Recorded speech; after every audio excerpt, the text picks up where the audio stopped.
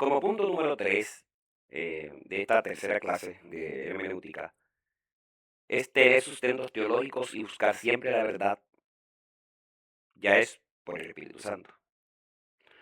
La interpretación de la Biblia debe estar guiada por principios teológicos sólidos.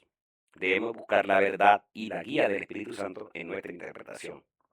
Esto incluye entender la doctrina de la inspiración de la Escritura, la autoridad de la Biblia y la relación entre la fe y la razón. Por ejemplo, la doctrina de la Trinidad es fundamental para entender la naturaleza de Dios y su relación con la humanidad. Como pastores debemos ser conscientes de que nuestra interpretación de la Biblia debe estar guiada por la teología y la doctrina, y debemos esforzarnos por entender la verdad de Dios en el texto. Como cuarto punto, comparar diferentes versiones de la Biblia. Comparar diferentes versiones de la Biblia puede ayudarnos a entender mejor el significado de un texto. Debemos considerar las diferencias en la traducción y la interpretación de cada versión.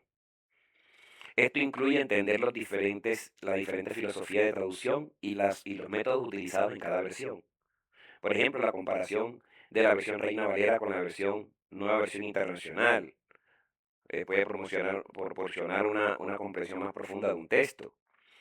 Y como pastores debemos ser conscientes de que las diferentes versiones de la Biblia pueden tener diferentes fortalezas y debilidades y debemos esforzarnos por entender el contexto en su texto original. Todos sabemos que las traducciones bíblicas que se hacen eh, son muy diferentes. ¿En qué sentido? El español no es tan específico, el idioma que nosotros hablamos no es tan específico como lo es el idioma hebreo, como lo es el griego. Entonces, como lo es el arameo. Entonces, ¿qué pasa?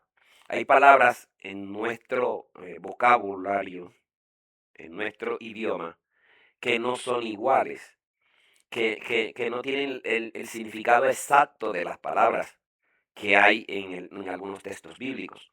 Entonces, ¿qué se hace en el texto en español? Pues se acomoda de una manera que se pueda entender lo que se está diciendo. Por eso, el leer en diferentes versiones nos ayuda para poder tener una idea general de lo que se está diciendo en el texto. Como punto número 5, buscar los significados de las palabras y el origen. Debemos investigar el significado de las palabras y su origen para entender mejor el texto.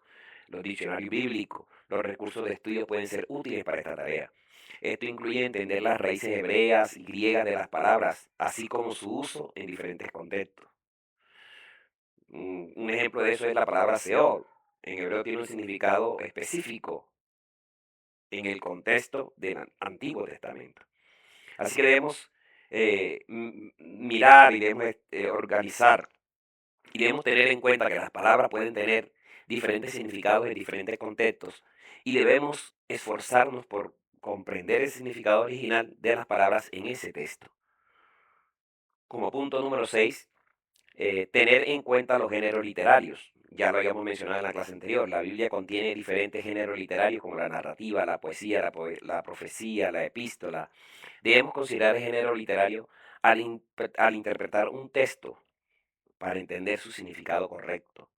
Esto incluye entender las características y los propósitos de cada género literario.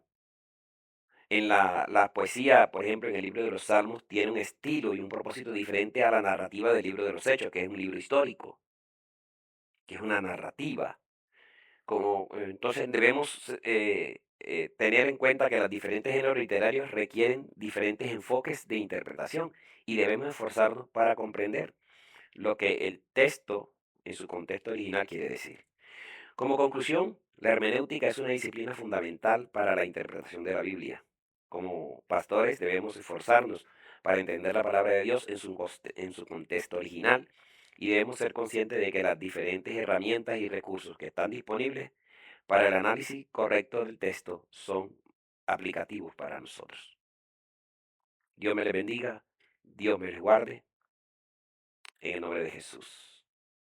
Amén y amén.